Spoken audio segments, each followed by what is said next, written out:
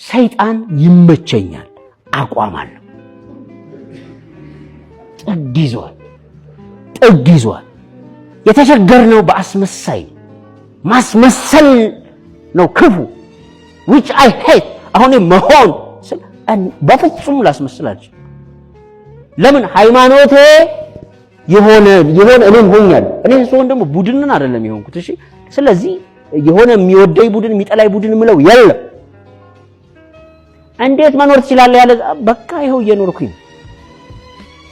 ስለዚህ ብለስታው መሆን ይሁዳም መሆኑን ሆነ።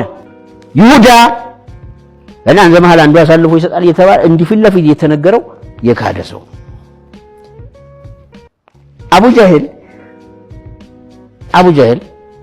ጃህል ማለት የመሐይም አባት ማለት ነው። አቡል ሐከም ነበር የሚባለው የጥበብ አባት። ከዛ የነብዩ መሐመድ ተቃዋሚ ሆነ። ሲቃወምስ የመሐይምነት ጥግ ታየበት። ያ ሁሉ አዋቂነት በመሐይምነት ተገለበጠ። ስለዚህ ጥቃቶቹ በሙሉ የመሐይም ናቸው። እሺ ለምሳሌ ሲሰግዱ የሆነ ፈርስ አምጥተህ አናት ላይ መጨመር ማለት ምን የሐሳብ አይደል? አዋቂ እኮ ነው። አዋቂ በእውቀት እኮ ዲፌንድ ያደርጋል። አይ ከይሁዳ የሚከፋል ደግሞ ይዞ ያ በሆነ ሳንቲም ቸረቸረ ምናምን።